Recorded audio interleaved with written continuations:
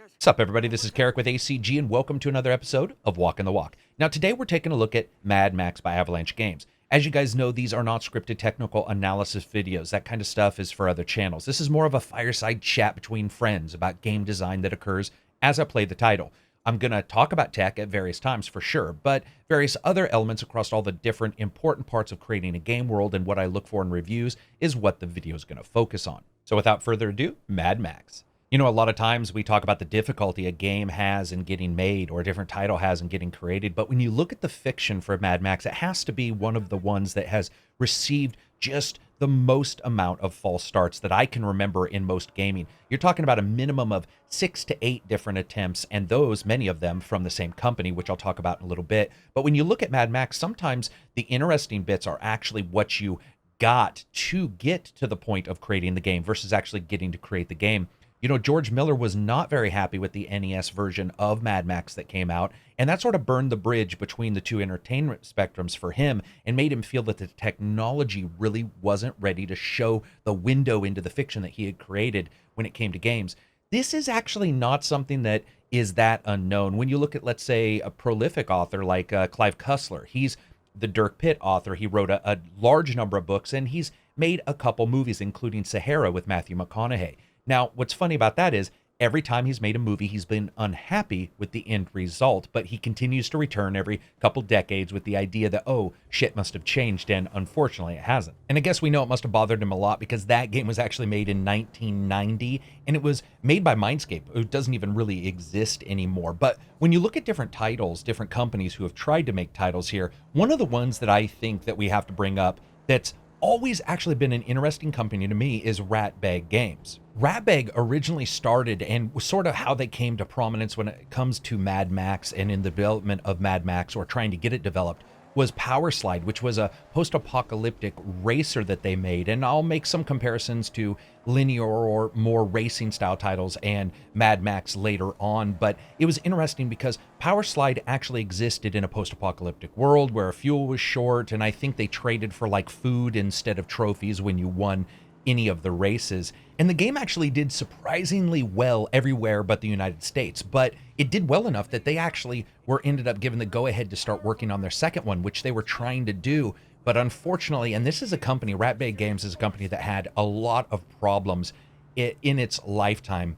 Unfortunately, they had issues and they ended up making games for Walmart. Now, if anybody remembers, going into Walmart, there were a particular series of titles called Dirt Track Racing.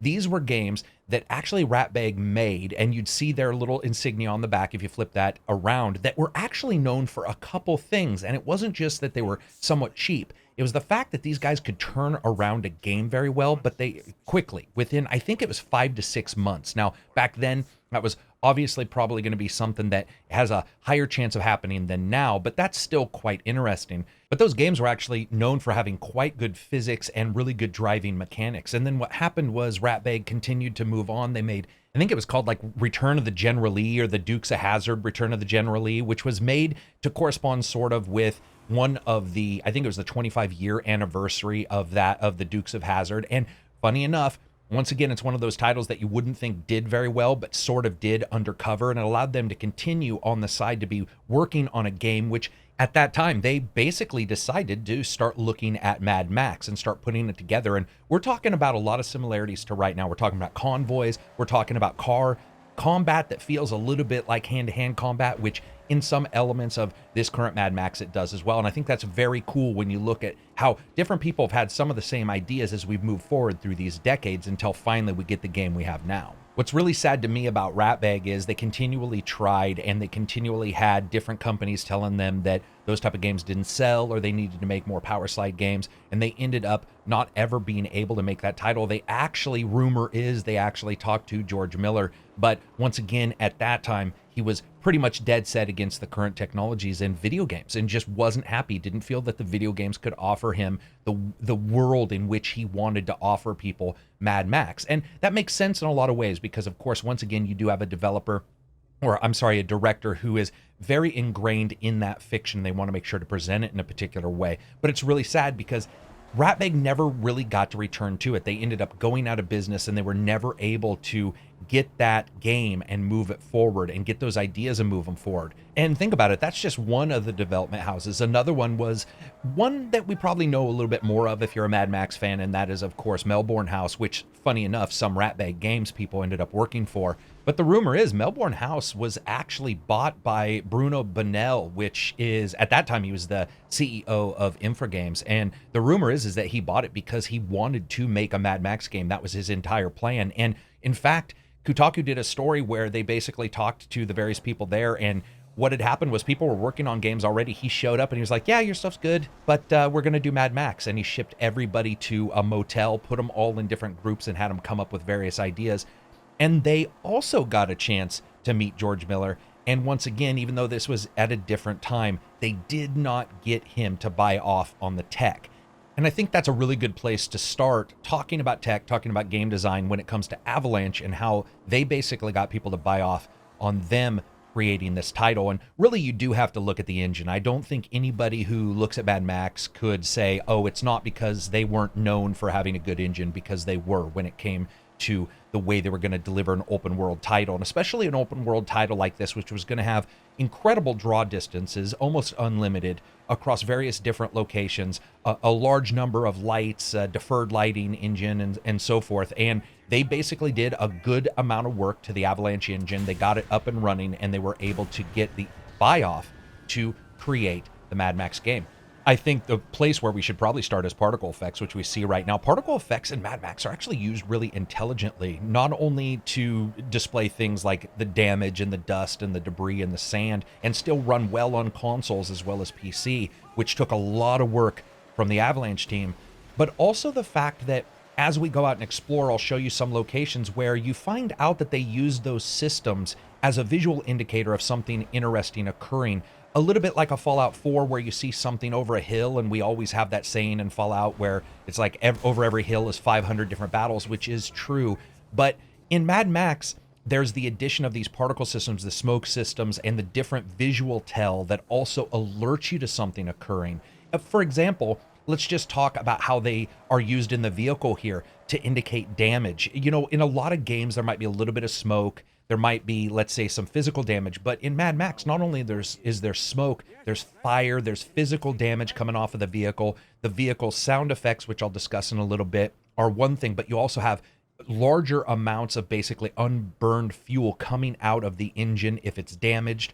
The main character who fixes it, which I'll talk about in a second, can actually end up using a fire extinguisher on it and so forth. So there's a lot of those particle systems in play to sort of indicate to you how damaged your vehicle is. In fact, if you turn off the HUD and you play in video mode, you can actually play quite well, even if you're in battle, if you just watch the exhaust stacks and see if they're smoking jet black, if there's fire coming out, you know, what kind of damage might be occurring just by looking at the different particle systems on the vehicle.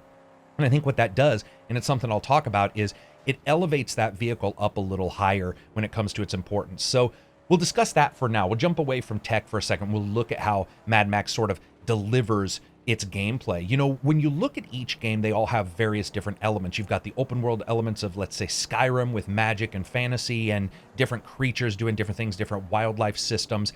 And a lot of it is about the travel and the interactions between here and there, and, you know, the battles that you get into and the amazing vistas that you see. But one of the things I noticed in Mad Max is what you're seeing right now. The fact is that almost everything you encounter in Mad Max is actually a bad guy. And I'll discuss that in a second, but let's talk a little bit about battle here. I have to say, I really like Mad Max's fighting system, and I know a lot of people didn't because it is much like a Batman hit Y to parry kind of battle system. But the reason why I liked it isn't necessarily that it did anything new. It didn't. It did a couple things I thought really well, and that was it handled the visceral feel of this kind of combat better, the moves, and its connection rate is actually higher than Batman games. One of the things I dislike about Batman games is that a lot of times the finishing moves miss the bad guys completely, and even though they zoom in and it's cinematic. And here, you can have them interact with the background, you hit them fully, and you end up almost falling from the weight, and it's just some crazy stuff. It's a really good amount of and there we go, like the guy rolling over, that's cool, and falling down. So I like those systems. I like the way they work. I like the way they interact, and it's that violence that you see within this game world that I think sort of changes the way Mad Max feels versus, let's say, a Fallout or another title.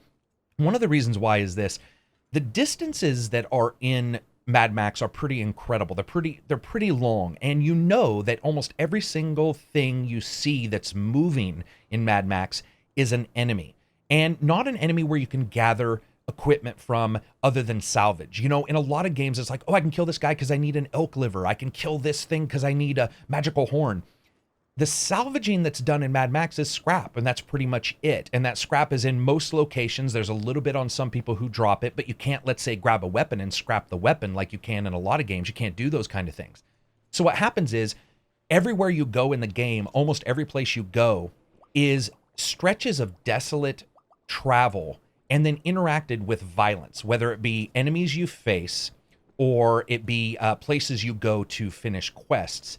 And it's that different taste. It's not exactly different because we've seen, let's say, Far Cry's, some of the Far Cry's have sort of handled this way, but they didn't have the interaction of the vehicles, where I feel that you have two types of interaction. You have the on foot and you have the vehicle interaction. And because the vehicles are so ingrained as their own sort of characters, you feel like they're not necessarily two separate things, but they actually instead feel like one overall thing.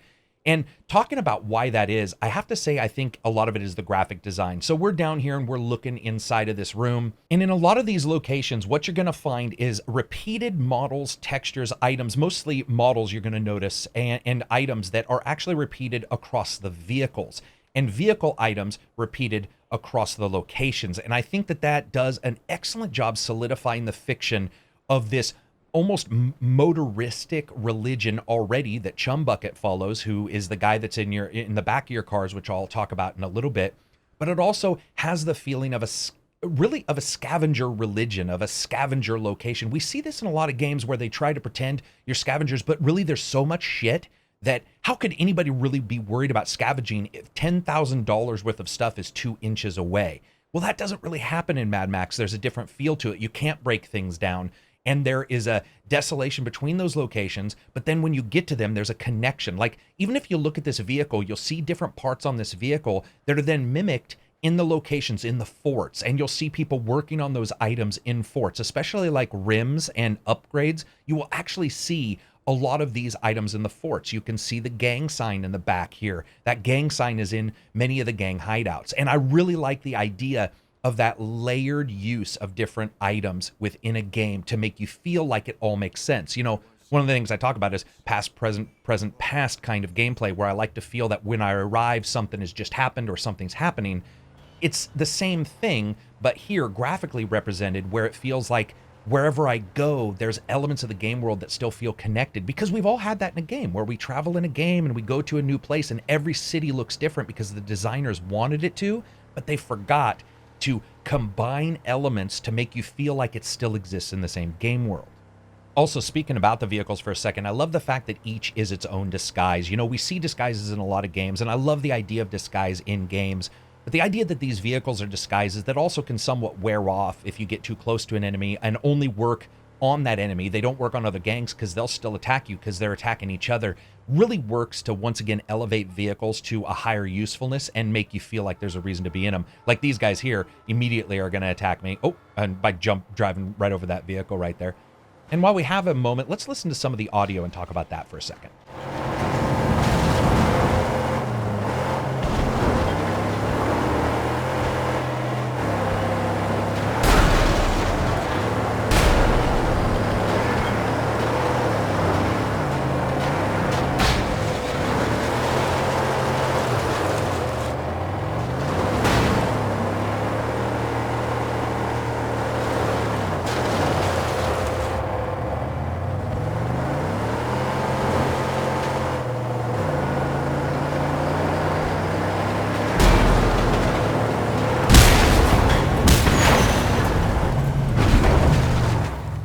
Now, hopefully that worked. What I tried to do was do some circles there so you could hear some of the 3D sound separation.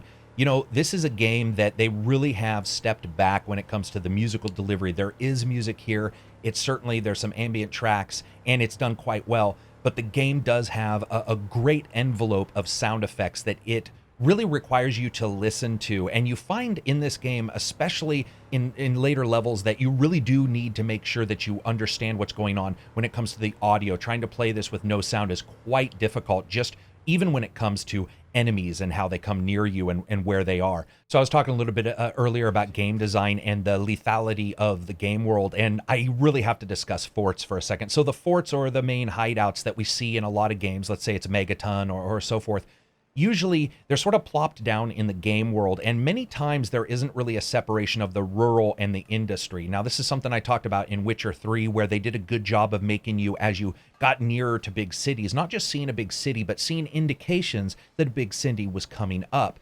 What we see here is somewhat the same, but it's more along the lines of humanity building in places that they can make safe if they have any chance. But what I like about the forts and the hideouts in this game is, and this isn't actually a real game state, this is just something that happens psychologically as you play, they never feel safe. No matter what you do, no matter what you upgrade, they never feel like they're not just rickety and they can't fall apart the very next day, or that they weren't falling apart the day prior to you getting there, because technically they actually were, because you end up upgrading most of these by going out in your vehicle. And I love the idea of that. I love the danger of that. And once again, it sort of solidifies that feeling to me that the game world outside is far more important than any of these hideouts. And that is really, look at other games, look at other open world games. Almost every open world game has multiple cities you go into and you perform quests just within the city. Mad Max does not do that. Even though there is one or two cities big enough, there's one or two quests that end in one city after you leave another or you go and do something. But I don't think there's a single quest that starts in a city and ends in a city. That's just not the way the game is designed. What the game does is it elevates three things. It elevates Max, it elevates the cars, and it elevates the game world. And then it combines them and says, okay, this is what you will experience. And that is also one of the weaknesses for people who don't like that kind of gameplay. And that's one reason why some people didn't like it. And it makes total sense. You just have to like that kind of game and have to sort of want to experience that. So for a second, let's jump into some different cars here. And I want you to look at some different cars. And I want to talk about how the graphical layering of different elements across the game world and the vehicles works to solidify the feeling that this is all one real place. Now, I guess technically you could call this first vehicle sort of a cheat because there's so many of them, but I love the various different elements of this vehicle that are actually mimicked in the game world. For example, the harpoons that are there, those are basically the explosive harpoons you shoot. They pretty much the same front design.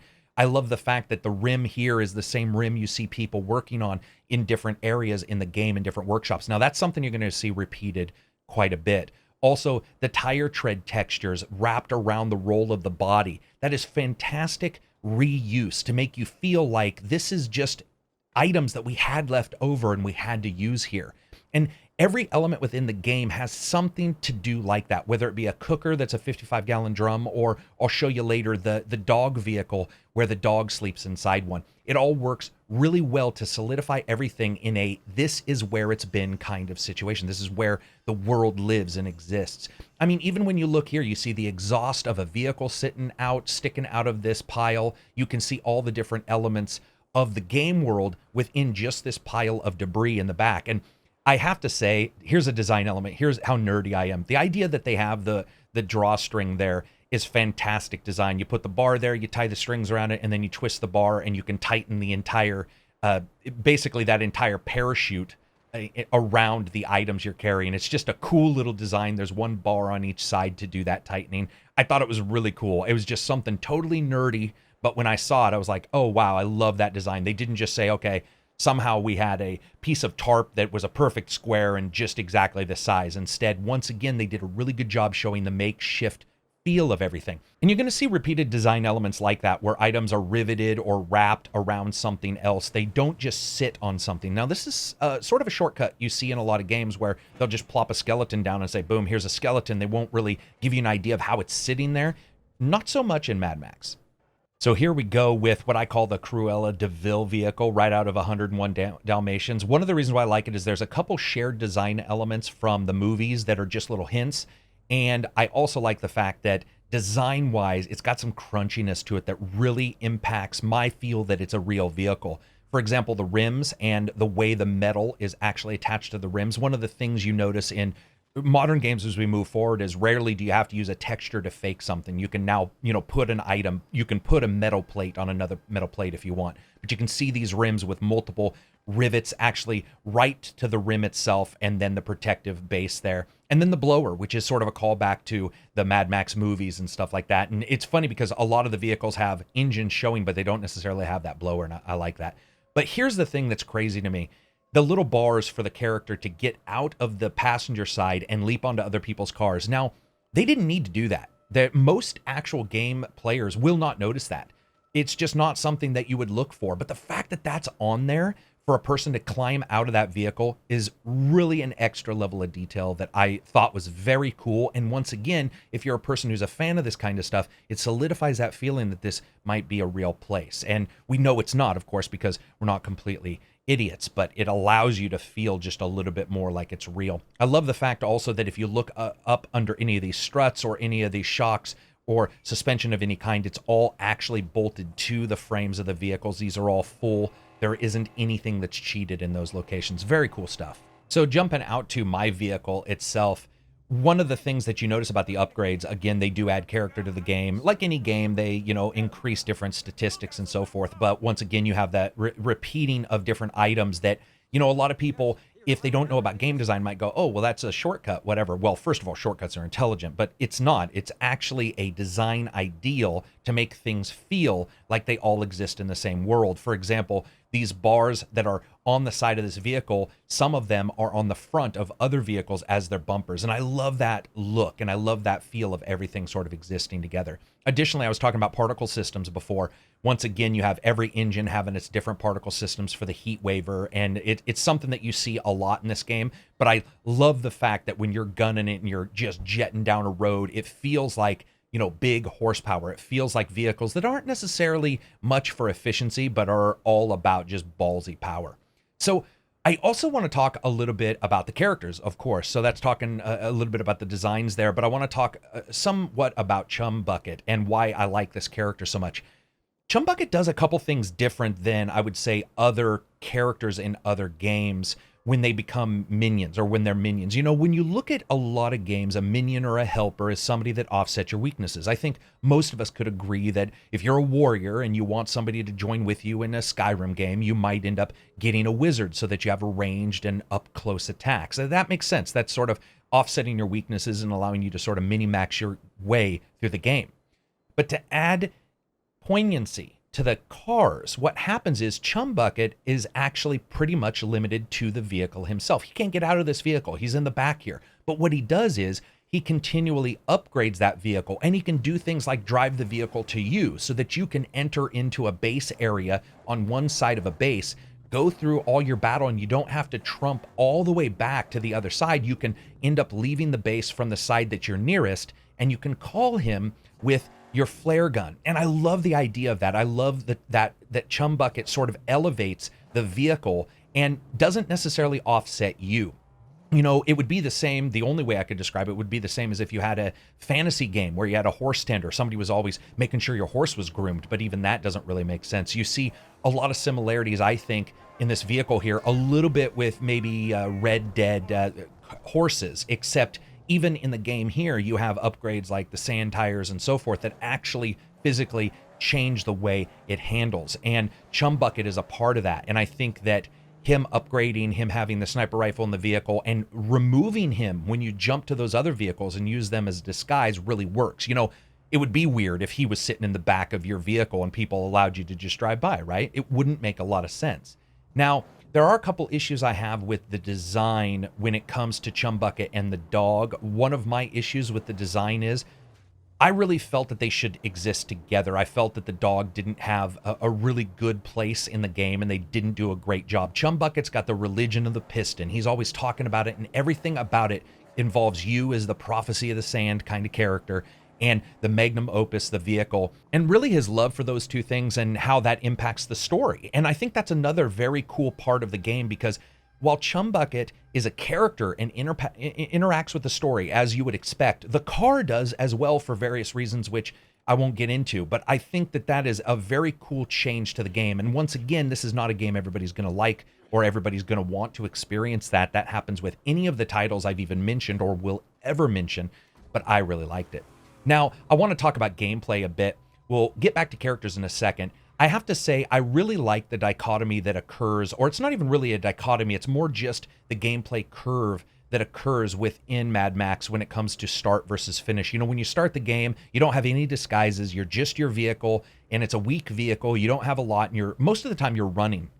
And then what happens is, at a certain point in the game, you become what I consider a slightly different version of Mad Max, or a different version of Max than has ever really come before, and that's the Hunter. And that's how I feel up here. There's multiple times where once I got a car I really felt good in, once I felt really comfortable in, I became a hunter of the bad guys. And that's something that I never felt Max was able to do in the original movies. If you really look at the way Mad Max has always been leveled out, the movie starts where the character might be in a position of strength for a moment, and then boom, they're in a position of weakness. The car gets stolen or blown up, or some damage happens, or there's always a problem where he's kidnapped by Tina Turner. Those kind of things continually happen. But what happens in this game is you start instantly at a position of weakness. Same thing, you lose your car, but you start gaining vehicles. And as you do, you as Max become the ability to hunt others. And I think that that is very cool because it adds to what maybe some people would see as a grindy gameplay, but to me, it changes it a little bit into something to where I actually felt like there was a need for me to drive around and kill the bad guys. And I actually felt like I could, and I felt like there was a necessity there. And it was because of the things I've mentioned before, the fact that the forts aren't incredibly powerful and they don't feel like they're there forever, that everything feels like it can fall apart. The fact that almost every interaction you see is violent anyway. And of course, the fact that the game starts kicking your ass. So it makes sense that you want a little revenge. Let's talk a little bit about landscape and how everything's put together. When you look at a lot of games, especially games where they try to put something on the landscape to draw your interest, many times I always feel like the game just sort of plops them down. You've got, you know, whether it be a city next to some water and a sawmill in Skyrim, it just feels like it's just there. Something I spoke about a little bit earlier is that separation of rural and industry, the separation of populace and the lack of populace, the separation of danger and non-danger. Those things are a little bit less segmented here, but in a lot of games, they're not at all. They're not done well. And what I noticed in this game, what I noticed in Mad Max that I really liked is the places actually interacted with the land. So here you have this tar pit and you have what appears to be people dumping bodies into it. And I love that. I love that feeling of, it's not just here. It's not a guy just picking corn that's also on top of the game world itself. This is into the game world. There's a depth there that you actually don't see that often. And I really like that. It felt like it connected everything to go, okay, connect everything together. Here's a bad guy. So let me take him out. Sorry, buddy. It's game over. I got to kill you in your own home. And dead.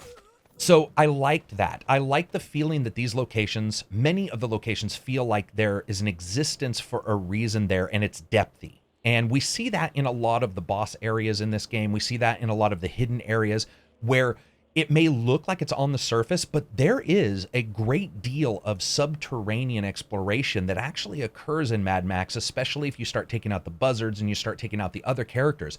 And you get this sort of three-layer cake kind of thing going on that is, I would say, very mysterious and almost not really interacted with by many players because they don't even think of doing all of those items. But if you do start taking out the buzzards and you do start looking around, you can start to notice that there are subterranean levels and there's various things like that, and it can all feel mixed together. Looks like some people out there. Those are definitely bad guys. We'll go take them out.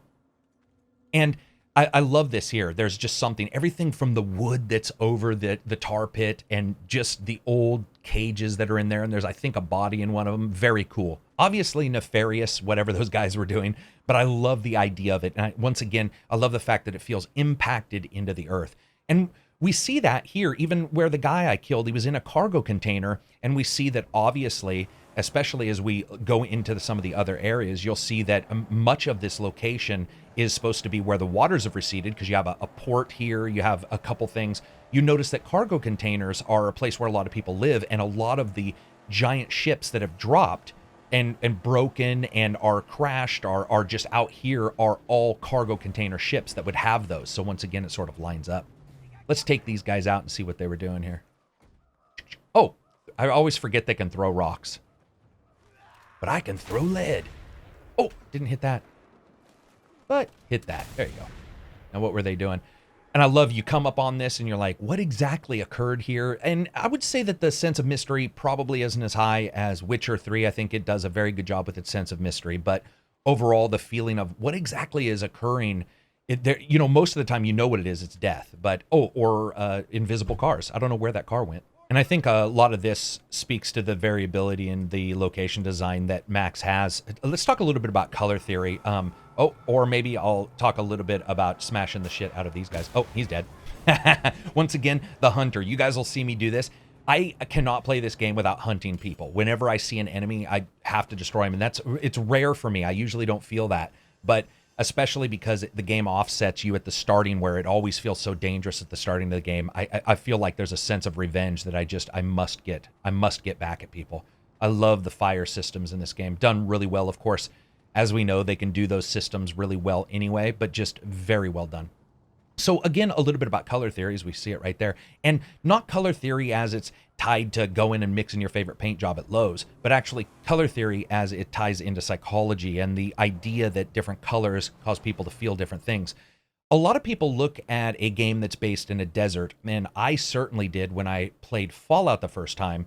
I thought, this is a brown simulator. It just doesn't have enough variety, and only upon great exploration did I find it. What I like about Mad Max is the variability in the color, especially in the locations, is done really well. And while some of the locations aren't necessarily holding to what I would consider to be a somewhat realistic overall, rock strata and stuff like that, some of the stuff is a little crazy. But what happens is the color changes that subtly occur as you're traveling like we are now, and you're going between locations and night and day, but certainly more even interesting when it comes to locations. I got to kill these guys. Sorry, guys. Like I said, what happens is you have a feeling that there's more variety here. If you talk to somebody from Sedona, or you talk to anybody who lives near desert areas, it's not as drab as I think a lot of people think. There's a lot of color and there's a lot of variety, but it's in a different way. It's in different hues. And they did a really good job in this game delivering those to the game player in the subtle traversal, because once again, you have this desolation. You have Max and Chumbucket in the car, brothers to the bone, just driving through this dangerous land. And almost anything they see is going to be dangerous. Anything they see is going to be an enemy, most likely. But at the same time, you're seeing these beautiful landscapes that slightly adjust their color. Speaking of that, let's go down here. This is one of the locations that hints, of course, to this being basically a seabed that you're driving across in some of these locations. And I love the breaks there. And you'll even see, I'll try to find it, you even see coral and stuff like that. And some people didn't pick up on this. I think most people did, but I feel it's well worth discussing. You can see seashells there. You can see coral from a coral reef. And I think on some of the rocks even, you can see barnacles and old barnacle marks there from barnacles along a seashore. It's just very, very well done to differentiate each location, and especially in locations that are difficult originally for a game to differentiate anyway. It is difficult to sort of set those and make them feel different when they're all a desert. And I think that the Mad Max developers did a fantastic job on the lighting system and on the system of really making these places feel different. And it's not just color, it's even the debris here and the way these are set up. These pretty much only exist in these kind of locations. And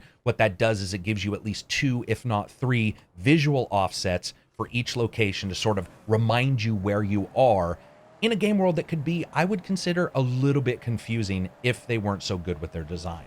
So I was talking a little bit about plot before, and as we drive around, I'm going to talk a little bit about it more.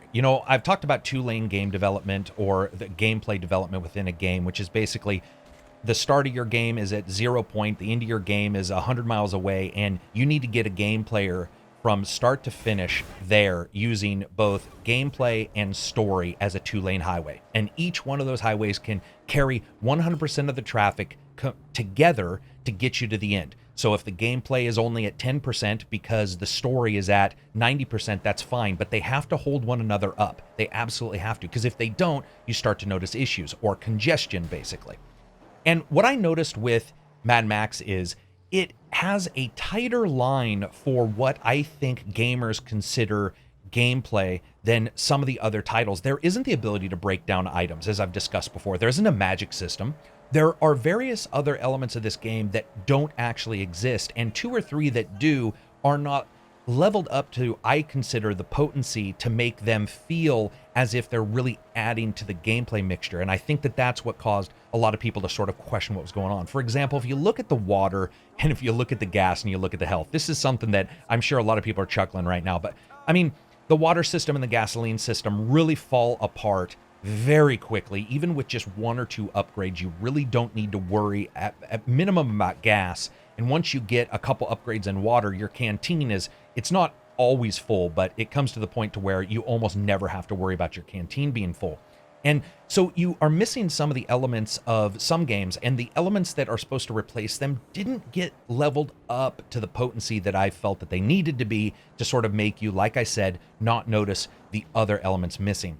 And I think that for a lot of gamers, that is one of the places where Mad Max certainly feels leaner. And I get that. I completely agree as well. It didn't bother me as much because of the way I interacted with the game, but I certainly can see it bothering others. I think what we'll do is we'll go in here and we'll upgrade a couple of these items in the forts. Once again, you have another fort here with just a couple different changes to sort of indicate that this is somebody else's with the color swaths. And I like the fact that in some locations, depending on where they are and what their outside environment is, their setup is different. In a lot of games, you'll see a city or a town and you'll like it, but you'll sort of go, why is it there? Like, that doesn't make any sense. It sort of doesn't make sense. Or why is this designed this way where nobody worries about water because the roof is open, those kind of things. What I like about Mad Max, once again, is that feeling of re-establishing locations. And I talked about this before, that it feels like everything's dangerous. It's because all these locations, none of them are built. A lot of people don't realize it, but as you play the game, you start to pick up the fact that none of these places are built. They were pre-built. Even in Fallout 4, you have places that are built. But here, almost every single location is already there, and people just inhabited it because it stopped them from dying. And that's what I like so much. Even when you upgrade these places, the upgrades are to the point to where all you see in a couple places, no lie, when you upgrade, is basically their ability to sleep. So really all you did was basically allow them to stop guarding all the time and sleep for a second. So one of the things I want to do is I want to jump to another location and let's talk about towers. Now, we talk about towers in a lot of games. People don't like the Ubisoft towers. They don't like the towers in this game. They don't like the towers in this game. Does any game have towers? We all know it and we all get it. And I understand that. One of the things that I did enjoy about Mad Max is how different each location was that I went to. I could tell you right now, almost every one of these towers, I could tell you a story that happened or something funny that occurred as I fought my way up to the hot air balloon, especially this one where I ended up killing almost every single person with a shiv, and it was just gnarly. It was like the Mad Max knife fighter, and I loved that feel. All of them look different, and all of the larger ones connect, of course, to the hot air balloon. But I found that there were some improvements here, and they weren't big improvements, mind you. So when I talk about these things, don't feel like I'm saying they're amazing. They're not. What I'm saying is I hope other developers build upon them. In fact, a lot of the Walking the Walks are about that. They're not about saying that something is just amazing in and of itself, but something may be amazing if it's used in the future.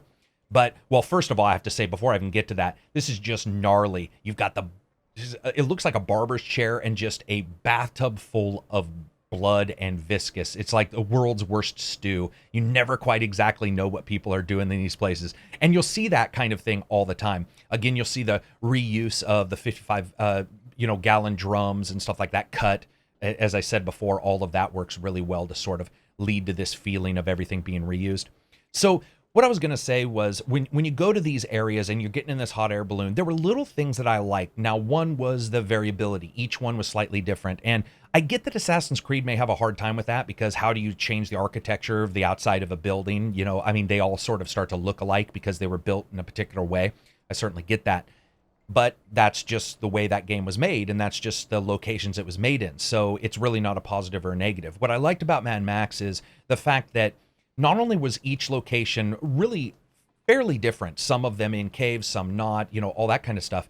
But additionally, there were little things that occurred, like the desire or the need to gas up the actual generator to get the hot air balloon to go up. Now, that happened a couple times to me, and I was completely blown away by it the first time it happened. And some people may say, you were blown away by something that easy? I was. Because what it did was it offered a layer of interaction. And that's something that you will find, especially with me, is very important when it comes to games, is layers of interaction, how many layers there are. If I am parkouring across everything, that's great if it's Doom. But if it's a game like this, sometimes I want a layer of interaction to make me feel like the game needs to work. It needs me to put things together to occur, right? Or it needs to make sense that they were together before I got there. And what happens is the idea that I needed to put a little gas in the hot air balloon just integrated me just enough in the game to make me go, ah. And it was that plus the differences in most of these locations that I really liked. Now, they are pretty much towers in a pseudo sense. You know, you do have to look with your binoculars to unlock these locations, which I unlocked a long time ago, so you're not seeing me unlock any new ones. And I get that, certainly. I like the overall design. I think the graphical element and even the sound of the wire spiel when you're pulling this balloon up and down is fantastic. Just nailed it. I get that people still don't like them because they're towers. I totally do. But I love the extra layer of interaction, and I certainly hope that there are more layers of interaction in further games if they need to do a tower system, even though I'd rather not have that. Now, a lot of people ask me, how do I feel about the color swath type of movement in games? You know, in Uncharted, we see it where I think it's white, where in any ledge that's colored white you can use. There is a term for that I'm going to discuss. I'm going to discuss how it works in gaming, and that term is accessibility. Now, accessibility is basically visual design so that a person understands it with really outspoken word, with just the ability for them to understand it almost regardless of, you know, nationality, where they grew up, that kind of thing. For example, if you have two doors, one next to the other, and one door has a rung on the inside and right next to it the other door does not, then that other door is most likely a push door, because unless you have ESP, you're not going to pull that door open. So that's sort of accessibility in its most basic shell, identifying to the gamer things that you can interact with. And I find personally that the more cluttered the games are, the more we're going to start seeing these color swaths, which we've already seen. We already seen them anyway, so it's just going to get more and more until they can find a way to really identify those in some other way. And in fact, one of the developers I talked to was talking about what I called in Mafia 3 nom vision, the ability to push a button and see through things, even as just a Vietnam vet, basically. And we were sort of surprised that that was in the game. And after talking to different developers, they're like, hey, we have to do those because games are so complex that you have basically video game life where you have a point and click, let's say, and you click one button or you point and click on the game world and you identify items, and it's very simple because there's 8. You get like your trash compactor, you mix it with a hose and you make a hairdryer. Or you get the more detailed open world games where there's a confusion that sets in because the game player, it's almost like, I guess in a way, uncanny valley, but uncanny design, where you get enough interaction that it becomes worrisome that the game player won't know what interacts with what to do what. And it makes sense, and I understand that. And I certainly hope as we move forward using graphical design, but also as game players move forward, we'll be able to slightly get away from that, of course. Boom, you are dead. I love it. Like I said, I got to hunt these guys down. I just love leaving a pile of debris and the way everything explodes and just feeling like, you know, those guys were there. They were getting ready to prey on somebody, but I stopped and I showed them what's what. So I was trying to explain a little bit about how the game world feels like, you know, you're re-inhabiting areas. And there's one particular place I wanted to show you guys that I felt that the design was really well done. And it's a little diner that I want to get you guys to and just walk you through some of the stuff to see. Oh, the little buggies. I love these vehicles. The crazy thing about the buggies is they really do show the differences in strengths in some of these vehicles. I mean, they are mind-numbingly fast. They are not the straightest off the mark or anything, not the fastest off the mark, but once you get one, they are just mind-numbingly fast. And what's great about their design is when you actually look at their design up close, you can see where the developers made it look like somebody may have cut items out of them to get them to go faster. Even their windshields are pared down, their doors are thinner, all of the dials and everything are removed from the inside. Those some other vehicles are as well, but it definitely looks like somebody purposely made it lighter and everything's just cored out. It's just crazy. Actually, I'm gonna go ahead and reset this here, and then we'll use it. I love this little sucker. They're a little difficult to control, but they're absolutely fun to drive. And this does show, I think, a small weakness in Mad Max as we get to this diner. It does show a small weakness in Mad Max that I wish you could have more vehicles, because you can only, I think there's only 5 or 6, I can't remember, 5 or 6 main body styles. But I would have loved to have been able to get all of these and drive. Oh, yep, here it is. All right. So this is a pretty cool location. Once again, another one of the towers, but again, so different that I wanted to sort of talk about some of the interactions. For example, you have the bracket interactions where you have to basically break off moorings that enemies have put on so that other people can't use these. And this is an old diner, it looks like, of some kind. And I just love not only the location, and it certainly does have, I think, a Fallout feel, but I love the way everything is set up in it. And it was one of the first places I found in Mad Max when I was originally playing it that I was just like, oh, I super enjoy this. And I love the graffiti in some of these locations that is just crazy. Also, as you look within the game, I'll try to point some out if I see them in here, but there are things within the game, whether it be decals, whether it be, illustrations or something like that really speak to sort of, in a weird way, the violence here. I love that it's a coffee cup and then 2 skulls. It's like, hey, everybody, we need 3 skulls for the door. And somebody's like, you know what? Let's use your coffee mug. Okay.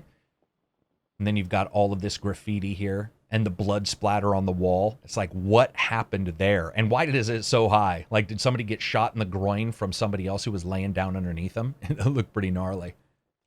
And then you come out into here. Just very cool clutter feel to everything. I also love all of the candles that are on the strings and ropes, because when a heavy storm hits, and hopefully I get some of that footage, I don't know where I should go for a heavy storm, but if a heavy storm hits, it is insane. All of the different items that are hanging sort of move around. Let's listen to the sound for a second. Actually, no. For a second, let's talk about the awesomeness of this. In a lot of games, they don't take into account basic human need. And in fact, as I grew up, I got to see games that never even really thought about how a character interacts with the game world. No beds for characters, no items for characters, no dresser drawers. There were just rooms a person stood in, to finally getting beds and so forth. And a shitter with a tire as the lid is just fantastic design to me. It is so crass and so nasty, but also fits perfectly with the game. I love it. So anyway, let's listen to sound for a second.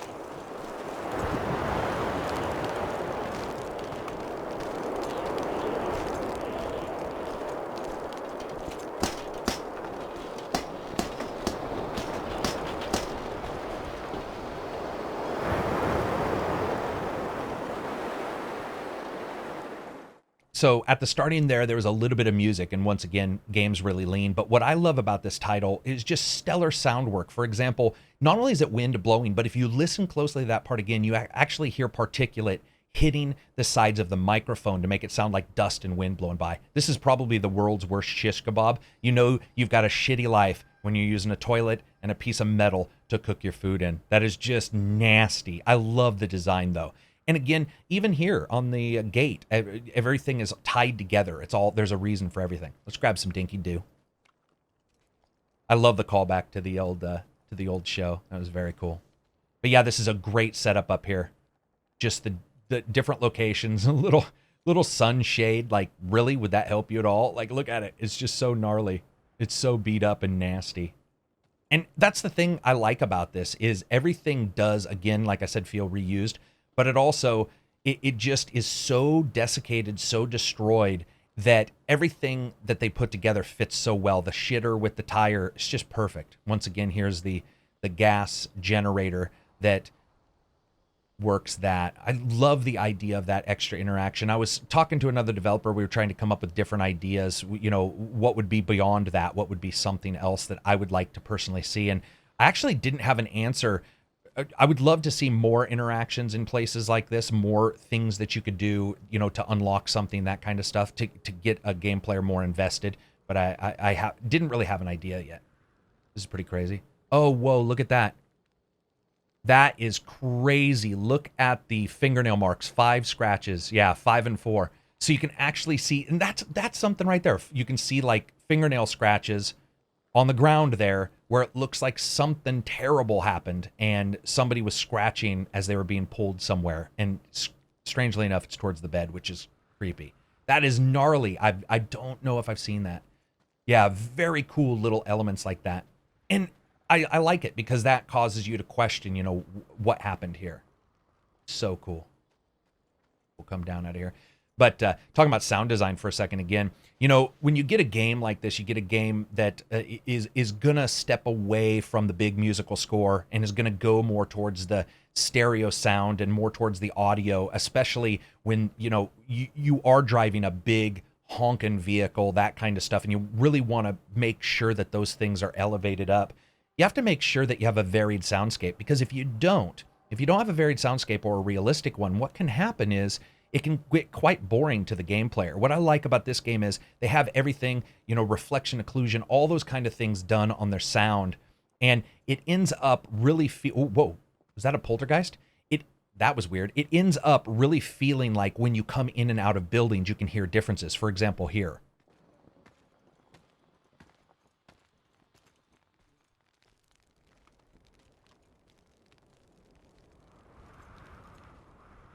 Yeah, that's excellent. Even the wind being a little less truncated there the moment you step out, and everything sort of opening out in front of you and then rolling behind you as you walk out of that doorway. Those are things that, sound isn't incredibly easy. If you get a chance, maybe check out some of the papers done by the people who did Gears of War, the most recent Gears of War, and they talk about their sound system. It's insane how difficult sound systems can be to allow for various different elements in a game and get it to work. When you think about you're recording a movie, what are you doing? Well, you're putting up different microphones and then you're putting them together into the mix. It's not the same thing. It's not as difficult because in a game, that sound processing requires processing. That's the term. So it actually requires CPU. It actually requires power to do so. And it actually requires a lot of calculations and computations.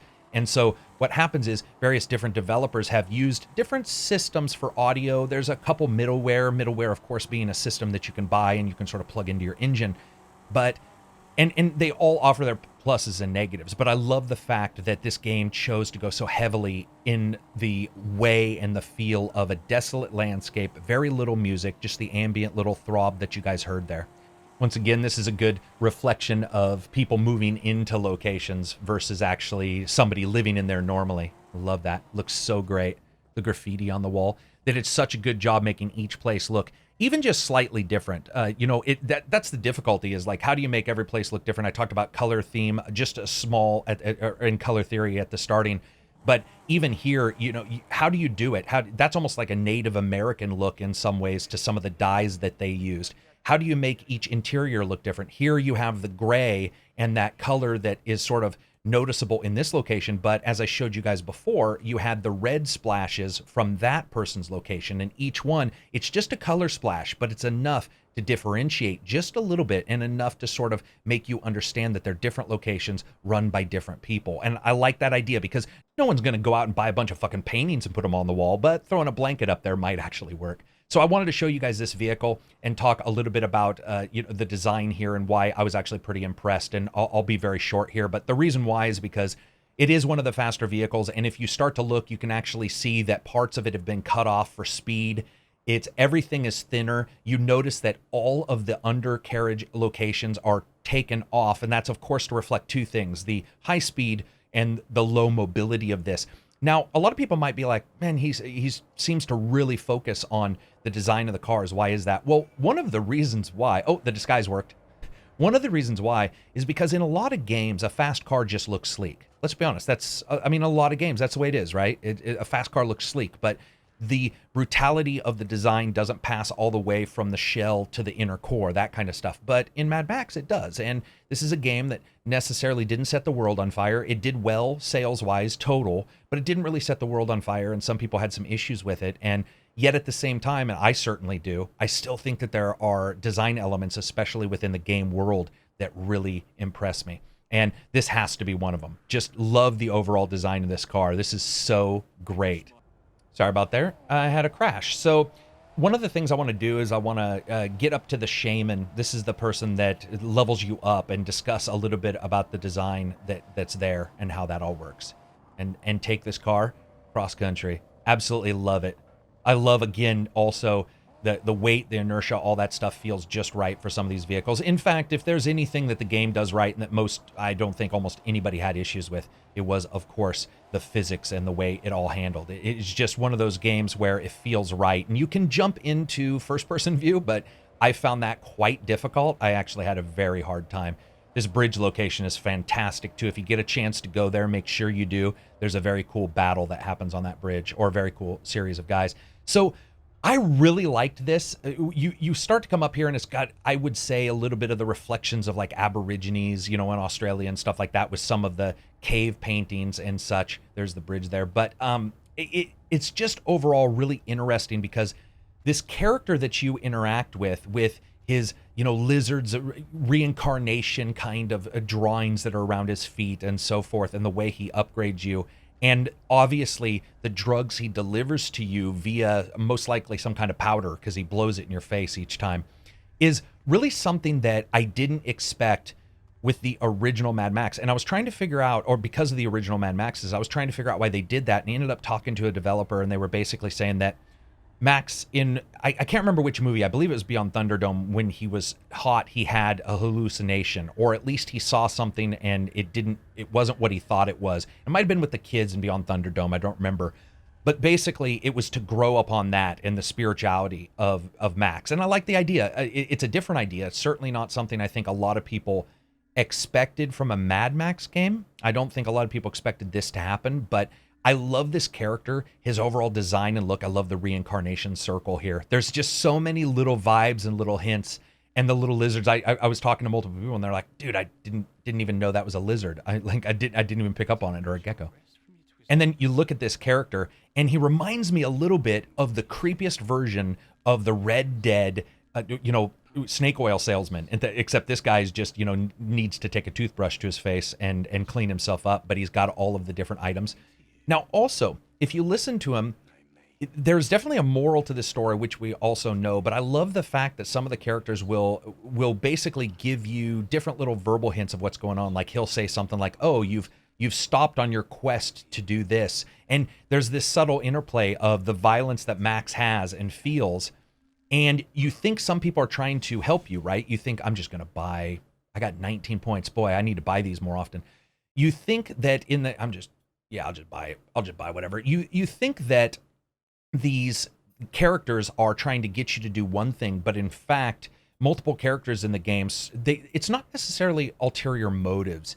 It's more along the lines of ulterior morals. Like what you think the overall arc is for that character is actually different. And that is, I think, for a lot of people, one of the problems I actually had with the game. There's a particular character, I don't want to ruin it for people, that I certainly think bothered a lot of people when it comes to their moral compass in the game. So Max, man, I have to say, I'm going to look at his upgrades. That'll be one of the last things I do. But looking at his design, the idea that everything is replicated, once again, you've got, car parts for the brass knuckles and so forth on him.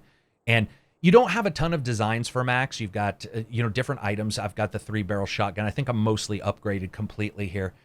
But for Max, you have everything from the short hair. You've got, the racer style paint, face paint, and so forth. And it's very cool because there's not a ton of them, so that you get a Mad Max that doesn't at least somewhat feel like it's the character you would expect. But you also have just enough choice that you want to engage with it at least a little bit, so you can sort of say, oh, hey, this is what this character has. This sort of makes sense in Max's way. And actually, we'll take a gander at him real quick. Max. Doom. Yeah, so just looking at the upgrades, it's funny because when it comes to games, I've said this a lot of times, I have difficulty choosing upgrades because many times I care what looks cool. And I don't necessarily care if it does the most this or the most that. So like if I'm in an MMO, sometimes people get mad at me because they're like, you don't have this character. I'm basically the character who plays a character in Overwatch because I just like that character. And everybody gets mad at them because they're supposedly not as good. And here it feels like you have just enough that whatever one you want to upgrade matters. And they also have a lot of that repetitive modeling that I've talked about before. You've got ratchets and you've got pistons and you've got spark plugs. All different items that can be used in the armor. You most of these are hard baked leather armors of some kind wrapped over something else, and then you've got different screws put into them. I love the naked Max. It's just like, what's up? Except his glow, or his floating flashlight, I found a little odd. I also love the fact that he's just gnarly bloody. His back splotch blood. I think the design for Max in this game is actually done quite well, and the different items you can get for him are just enough. There's just enough of them that, like I said, you feel like he's sort of yours, but he's still Mad Max. You don't usually look at him and go, eh. I mean, there's not that many changes. If there were a ton of hairdo changes and shit, you'd sort of wonder why he was so busy cutting his hair and wasn't busy, trying to save people or trying to exert the revenge he wants. So lastly, I jumped to an area where I know the buzzards are, which, as I discussed before, there was a lot of actual subterranean locations in Mad Max, and I wanted to show the people who hadn't seen it, what exactly occurs down here. It's probably a very small location. There's only a couple that are big for the buzzards, but I love the layered enemies that you get in Mad Max. You get the road warriors themselves, yourself, the people in the different forts who at one time are good guys or bad guys, depending, and the buzzards who sort of prey on all of them and have their own overall feel and methodology to them. It's actually quite creepy. I mean, they're always masked. You're never quite 100% sure what exactly is going on with them. And I love the idea of that. And what you have to do is you have to go into these places and sucker. Okay. Yeah, he died. You have to go into these places and set off these bombs. And it's a small layer of interaction in this one. Some of them are much more in depth. It just all depends. Oh, I knew I heard somebody else. There we go. And down. Boom. Love it. But I liked that feeling. I liked the feeling that you enter a game of mystery and you enter a game of heavy intrigue when it comes to the overall world itself and just what you see there. And yet there's something underneath it that's sort of even crazier. And there's one location, I do not want to spoil it for people, but there's one location about mid-game, about 3/4 of the way through the game, that involves well, I guess I can say this. It involves an airport, or a covered over airport by sand and debris, and it is just one of the most enjoyable locations I've ever gone through. Just what was going on in those locations and the game building that occurred there. It's just fantastic stuff. So I want to end this discussing a little bit about how all of these things come together and sort of how I felt the game paid off or didn't. The Walking the Walk videos have always been something a little different to me than pretty much any other kind of video I've seen. And that's not actually me saying they're awesome or anything. It's just saying that the discussion and the way it all comes together, it's one of those free flow kind of things where you just sit down and you play a game. And even as I play, sometimes I think of new things, and even as I'm talking, I think of new things, whether it be interactivity or whether it be something I want in the game or something I want in the next game or some idea I really enjoy. One of the things that I think Mad Max really nails, and I really do feel this, I feel that it really nails, is a different feel to an open world game than almost any other open world game. Now, a lot of people are probably pissed off. They're going to unsubscribe. Just listen. I'm not saying a better one. I'm saying a different one. And I'm saying that a lot of games don't feel different. They don't, guys. You play them and there's a general feel to them. And I'm not saying this feels completely different. There's elements of it that certainly are. That, for me, certainly the desolation between locations and the lethality of everything and the way that curve sort of builds up and the way it all sort of comes together. And it's not perfect. There's various different elements of it that I think need some work and certainly did need work. But the gameplay loops for me there was enough of them that as I continued, I never got bored until I was done. And then I wouldn't want to I have played it multiple times, but I wouldn't want to go and grind in it or something like that. Except that a couple times that I have, and this is what I talked about right at the start of the video, where I became a hunter, was a psychological thing. And I want to talk about that for a second, because you guys, if you follow the Patreon, if you follow the Discord, I talk about this a lot of times, that sometimes a game causes you to do something that is not in the game. The game causes you to think or engage in something that has no real connection to any system that they've put in.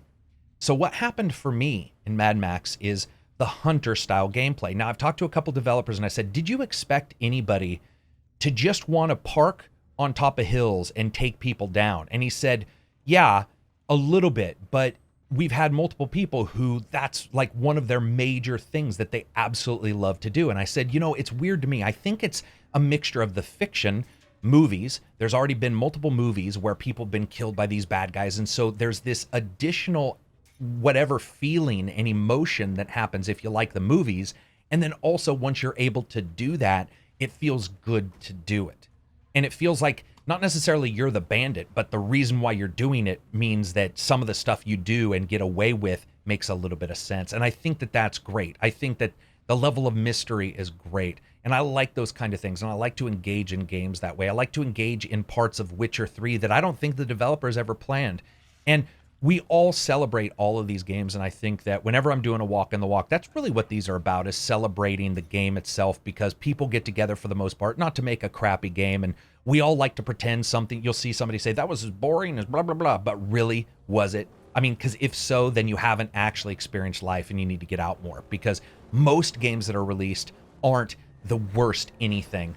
They aren't the best anything either. And if you can talk about them, if you can sit and discuss them as adults and sort of identify with them, then I think what happens is you can move forward and you can offer to developers and publishers a better idea of what you actually want, because hyperbole messes up the actual discussion. It clouds it. It makes it difficult for anybody to find out what the true issue is.